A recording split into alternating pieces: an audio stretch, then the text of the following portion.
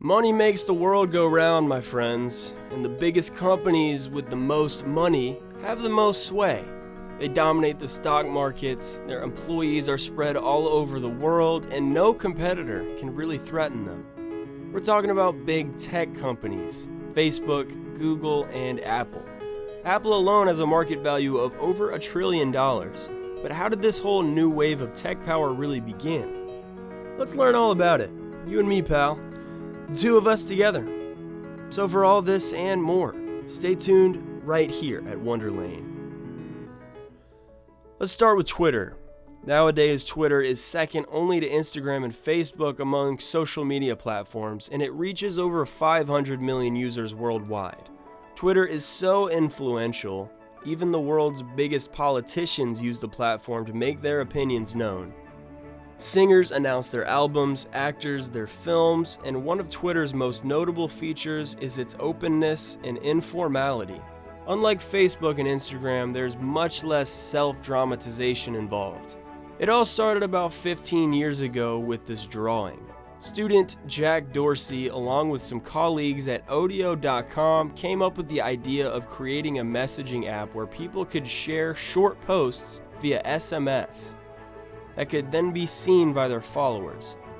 Dorsey and some friends turned the concept into a working website, and it tested internally at their employer, the search engine company Odeo.com. Employees used the site diligently to publish short posts limited to 140 characters. But it wasn't until a technology conference in 2007 that Twitter had its real breakthrough. The website had only recently gone public when it called on people to express their opinions via Twitter at the technology conference. In short order, most people did so, and in no time at all, the site blew up. And Twitter.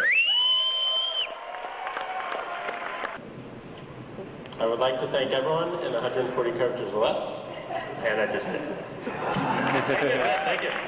Celebrities started using it, even astronauts started using Twitter to document their daily life in space, and by 2012, 140 million people were using Twitter.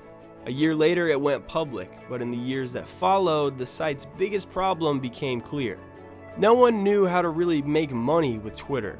To this day, besides small ads and sponsored tweets, there's no really lucrative way to make Twitter a stock market winner. User numbers are also growing pretty slowly, but Twitter is still used by over 500 million people every day for a lively exchange of opinions. Let's move on to Google. Billions of people worldwide use the search engine every day, or at least one of its countless services such as YouTube or Google Maps. It all started in 1995 when 22-year-old Larry Page was considering studying at the prestigious Stanford University. Sergey Brin, a student at the university, showed him around the campus, and allegedly the two did not get along at first. But after a year, they began to work together for a university project. The project was a search engine that was able to match web pages according to their relevance to the term searched. They called the site Backup, but the name Google came a little later. It was based on Gogol, a number with 100 zeros that fit with Brian and Page's plan to use Google to organize the world's information.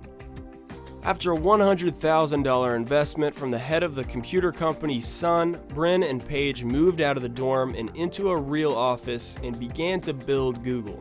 The company culture was already very unconventional and loose at this point in time. The first server was built out of Lego bricks, and the company dog, Joshka, welcomed the first employees.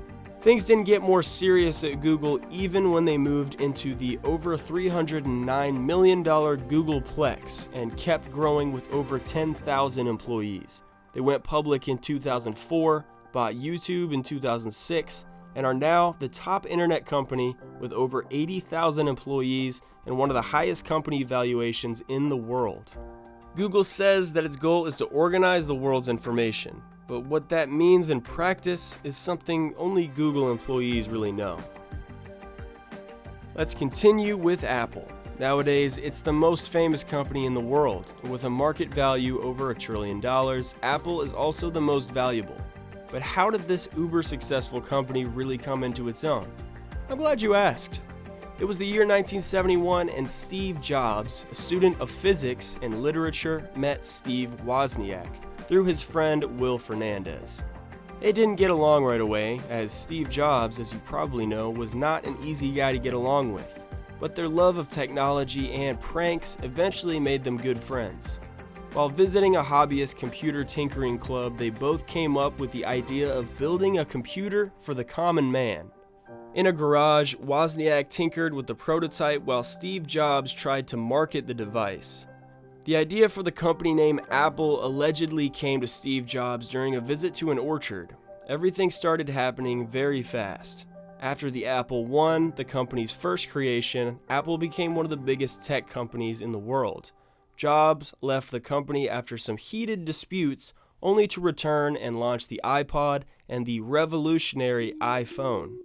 Nowadays, Apple, a company started by two garage tinkerers, is the most valuable brand on planet Earth. The last company for today is Amazon. The foundation of the world's largest online retailer also has a rather unusual backstory.